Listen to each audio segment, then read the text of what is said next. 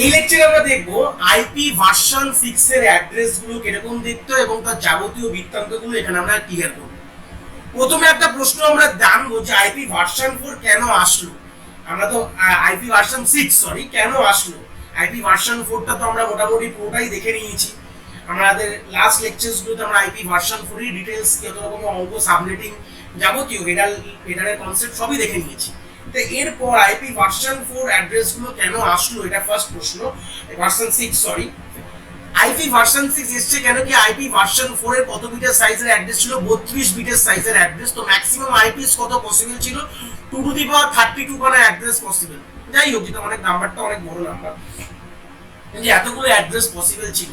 তো এটা যখন 90s 80s এর সময়, 70s 80s এর সময় যখন এটাকে আবিষ্কার করা হয় এই কনসেপ্টটা, তখন আমাদের ইন্টারনেট অতটা প্রচলিত ছিল না। এখন আস্তে আস্তে ইন্টারনেট আরো ভাস্টলি, আরো বেশি বলতে পারি আমাদের চলে এসছে, মানে আরো অনেক ডিভাইস চলে এসছে, নেটওয়ার্কে কানেক্ট হওয়ার ডিভাইস অনেক চলে এসছে, ঠিক আছে। তো সেটা এই জন্য এই অ্যাড্রেস গুলোতে অতগুলো ডিভাইসকে কোলানো যাচ্ছে না, তাদের আইপি দিয়ে কোলানো যাচ্ছে না বলেই এখন যে আমাদের মোটামুটি যে আইপিটা আমরা ইউজ করছি ভার্সন 6 এ, সেটা কিন্তু 128 বিটের আইপি গল্প বলছে, 128 বিটের অ্যাড্রেস, ঠিক আছে। তাহলে 128 বিট মানে কতগুলো ডিভাইসকে দেওয়া যাবে এট আ টাইম, 2 টু দি পাওয়ার 128, যেটা অনেক, বুঝতেই পারছো 32 কোথায় কোথায় 128, তাহলে কত কত বড় হবে এটা করে লাভ নেই। 2 টু দি পাওয়ার 128 খানা ডিভাইসকে এট আ টাইম অ্যাড্রেস দেওয়া যাবে। তো সেই সূত্রে এটা অনেকটা ফ্লেক্সিবল। তো বুঝতেই পারছি কেন আসলো আইপি ভার্সন 6টা, ওটা দিতে পারতো না, এটা দিতে পারছে, আর কিছুই না, ঠিক আছে। এবার এটাকে রিপ্রেজেন্ট কি করে করা হয়, এরপর থেকে যাবতীয় জিনিসটা পড়বো। বলছে যে এটা হচ্ছে represent by hexadecimal colon notation, যেটা আমাদের IPv4 যেটা পড়েছিলাম সেরকমই গল্প, যে আমরা করতাম না সিম্পল, আমরা 128, ওরা ডটেড নোটেশন ছিল, এটা কোলন নোটেশন। এটা একটু ক্লিয়ার করে নি, যেটা আমাদের যখন আইপি ভার্সন 4 লিখতাম 128.1.0.0, এটা হচ্ছে ডটেড নোটেশন বলা হবে। আইপি ভার্সন 4 এর ডটেড নোটেশন ইউজ করতাম। কোলন নোটেশন বলতে গেলে যে এরকম, ধরে নাও সিম্পল আমি বলছি 128:1:0, যাই হোক না কেন, যেটা এই বললো, এটা কি সিম্পল পুরোটা ডেসিমাল ছিল, এটা হেক্সাডেসিমালে কিন্তু রিপ্রেজেন্ট করি, দুটো গল্প। আমার ভার্সন 4 এ রিপ্রেজেন্ট করতাম হচ্ছে ডেসিমাল করতাম, ডটেড ডেসিমাল নোটেশন ছিল, ডটেড ডেসিমাল রিপ্রেজেন্টেশন ফরম্যাট ছিল আইপি ভার্সন 4 এর। বাট ভার্সন 6 এ কি বলছে, হেক্সাডেসিমাল কোলন নোটেশনে কিন্তু আমরা রিপ্রেজেন্ট করবো। এরকম দেখতে হয়, তলায় একটা আইপি আমরা দেখবো, এক্সাম্পল দেখলেই বুঝতে পারবো। এবার বলছে যেহেতু 128 খানা বিট আছে, তো 128টা বিটকে বলছে আমরা 8 খানা সেকশনে ভাগ করেছি, মানে 8 সেকশনে ডিভাইড করেছি। এর মানে 1 2 3 4 5 6 7 8, ঠিক আছে, এরকম 8টা সেকশনে ভাগ করেছি। প্রত্যেকটা সেকশন হচ্ছে 2 বাইট করে।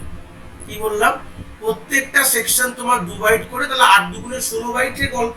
তাহলে 128 বিট মানে কত, 8 দিয়ে ভাগ করলে 16ই হবে, যদি করে দেখো 1 আর 6 হবে, তো 16 বাইট, পাশে তো বলেই দিয়েছি। তাহলে 16 বাইটকে আমরা, প্রত্যেকটি সেকশন হচ্ছে 2 বাইট, আর এই প্রত্যেকটি সেকশনগুলোকে আমরা কোলন নোটেশন দিয়ে জয়েন করেছি। এর মাঝখানে কি হবে, কোলন দিয়ে দেবো। প্রত্যেকটি 8 বিটের মাঝখানে মাঝখানে কি করেছি আমি, কোলন দিয়ে এটাকে জয়েন করেছি। এই হচ্ছে সিম্পল ঘটনা, ঠিক আছে।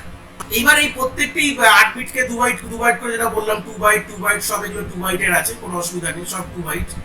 তো এই যে 2 বাইট গুলোকে রিপ্রেজেন্ট করব কি, আমরা হেক্সাডেসিমালে রিপ্রেজেন্ট করব, ঠিক আছে। এই যে ইচ বাইট ইজ রিপ্রেজেন্ট, এই প্রত্যেকটি এই 2 বাইটের গল্প বলছে, এই 2 বাইটটাকে রিপ্রেজেন্ট করব বাই 4 হেক্সাডেসিমাল ডিজিট।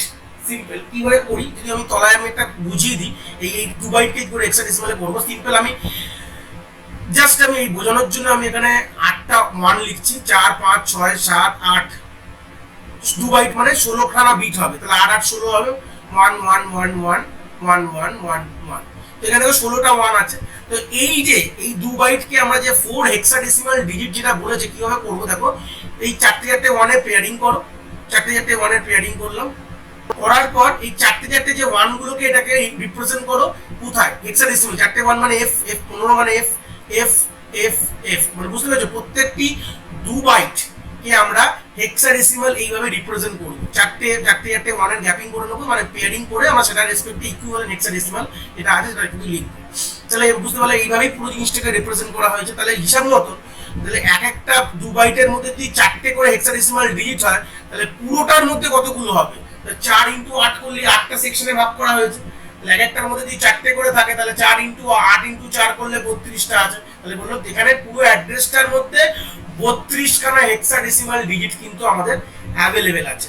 ঠিক আছে, তুমি তাহলে সিম্পল বুঝতেই পারছো, এটা আর কোনো ব্যাপারই নেই বিষয়। তো এইভাবেই কিন্তু আমরা IPv6 এর অ্যাড্রেসগুলোকে রিপ্রেজেন্ট করি। ইম্পর্টেন্ট ছিল এটাই যে হেক্সাডেসিমাল কোলন নোটেশন, এক একটা সেকশন আমাদের ওখানে যেরকম আমাদের যে IP ভার্সন 4 এ আমাদের 8 বিটের একটা অক্টেট হতো, ঠিক আছে, এখানে কিন্তু তা না, এখানে 2 বাইট মানে 16 বিটের এক একটা সেকশন, ঠিক আছে, 8 বিটের এক একটা অক্টেট, 4টে অক্টেট ছিল, সেই রেসপেক্টে কাজ করতাম। বাট IP ভার্সন 4 এ সেরকম না, 128 বাইটকে আমাদের কি করেছে, 2 বাইট করে 8খানা সেকশন করেছে, প্রত্যেকটি সেকশনকে জুড়ছে হচ্ছে কোলন দিয়ে, আর প্রত্যেকটি সেকশন 2 বাইটের হচ্ছে এবং 2 বাইটটা 4টে হেক্সাডেসিমাল ডিজিট দিয়ে কিন্তু রিপ্রেজেন্ট করা হচ্ছে, মানে 4 একটা নিবেলকে আমরা একটা হেক্সাডেসিমাল বিট দিয়ে রিপ্রেজেন্ট করি, তাহলে এটা খুব সুবিধার গল্প, একই ব্যাপার।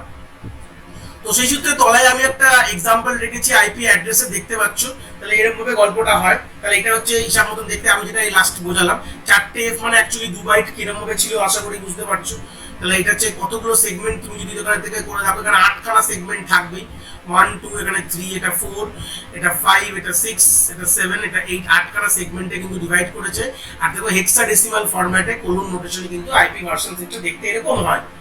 এবার এই IP ভার্সনটা লেখার অ্যাড্রেসটা লিখতে যেহেতু এত বড় লিখতে লাগে, তো লিখতে এটা অনেকটা কনজাম্পশন মানে অনেকটা টাইম কনজাম্পশন হয়ে যায়। তো এটাকে একটুখানি কিছুভাবে শর্ট ডাউন করার টেকনিক ওরা আমাদের কাছে বলেছে। কি বলেছে, ধরে নাও যে তোমার এই যে কোনো প্রত্যেকটি সেগমেন্ট নিয়ে কথা বলবো, প্রত্যেকটি সেগমেন্ট নিয়ে কথা বলছি, তাহলে দেখো না এই একটা সেকশন বা সেগমেন্ট নিয়ে কথা বলছি।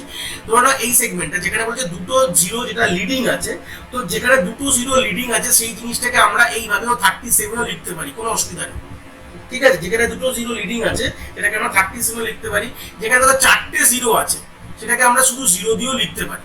তাহলে এইখানেও 4টে জিরো, এটাও জিরো দিয়ে লিখতে রিপ্রেজেন্ট করতে পারি, এটাও জিরো, 4টে জিরো মানে হিসাব মতন জিরোই, এটাকে আমরা জিরো দিয়ে এটা লেখা যেতে পারে। এই দুটো জিনিসকে আমরা বলেছি যে যেরকম সবগুলো জিরো থাকলে আমরা এটাকে জিরো দিয়ে রিপ্রেজেন্ট করো, আর যদি সিম্পল যদি মনে হয় যে আগে জিরো আছে ওগুলোকে তুমি সরিয়ে শুদ্ধ আসলে লিখতে পারো, এইভাবে তুমি এটাকে শর্ট ডাউন করতে পারো। তাহলে এটাকে শর্ট ডাউন করার পর আমার অ্যাড্রেসটা কিরকম হলো, FABD তারপর হচ্ছে 37, তারপর হচ্ছে 0 কোলন 0 কোলন 0, তারপর হচ্ছে আমাদের ABCF, তারপর হচ্ছে আবার 0, আবার হচ্ছে 4টে। তাহলে দেখো অনেকটা ছোট হয়ে গেল লিখতে।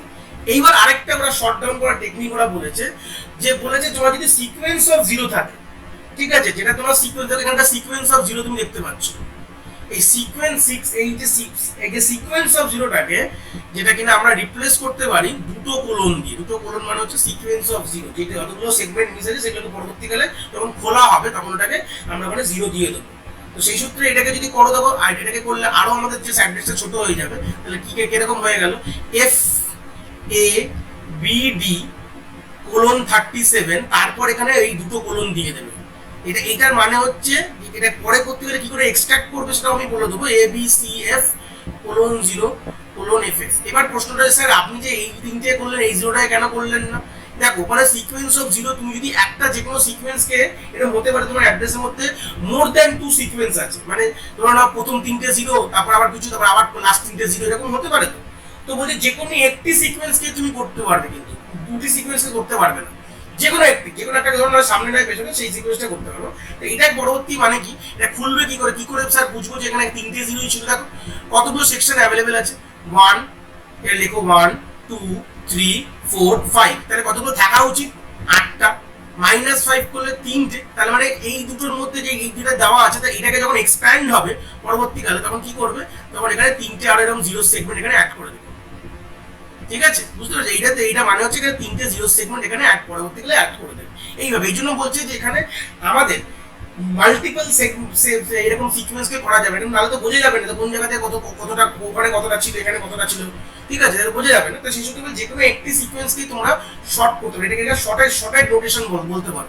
IPv6 এর শর্ট কি করে করা হয়, মানে ছোট কি করে করা হয়, এটা কিন্তু খুব বড় এক্সাম্পল আমার পরীক্ষা হলে এরকম দিয়ে দিতে পারে, যে এরকম দিয়ে বলে এটাকে শর্ট হ্যান্ড ফরম্যাটে লেখো, শর্ট হ্যান্ড ফর্মে লিখতে বললে তখন তোমরা কিন্তু এইভাবে জিনিসটা লিখবে। তাহলে ফার্স্ট কি বুঝলাম, সামনে জিরো থাকলে লিড করে কটাকে সরিয়ে দিতে পারো, সবগুলো জিরো থাকলে জিরো দিয়ে রিপ্রেজেন্ট করতে পারো, আর যদি তোমার কন্টিনিউয়াস সিকোয়েন্স অফ জিরো থাকে সেটাকে তুমি রিপ্লেস করে দিতে পারো কি দিয়ে, আমরা ডাবল কোলন দিয়ে রিপ্লেস করে দিতে পারি, ঠিক আছে। কিন্তু এটা যদি মাল্টিপল সিকোয়েন্স থাকলে করতে পারো, সেই যে কোনো একটা সিকোয়েন্সকেই করতে পারো, সবগুলো সিকোয়েন্স কিন্তু করতে পারবো না। এই হচ্ছে বেসিক গল্প। তো এই ছিল হচ্ছে আমাদের IPv6 এর বেসিক কনসেপ্ট, আশা করি তোমরা এটা বুঝতে পেরেছো।